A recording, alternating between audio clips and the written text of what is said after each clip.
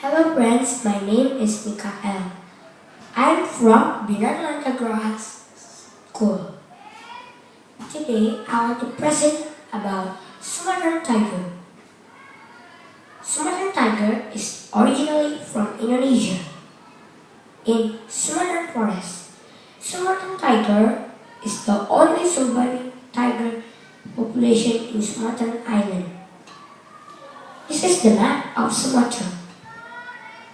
Sumatran tiger are the smallest surviving tiger subspecies and are distinguished by heavy black stripe on their orange coat. In Indonesia, anyone caught hunting tiger could face jail time and steep fines.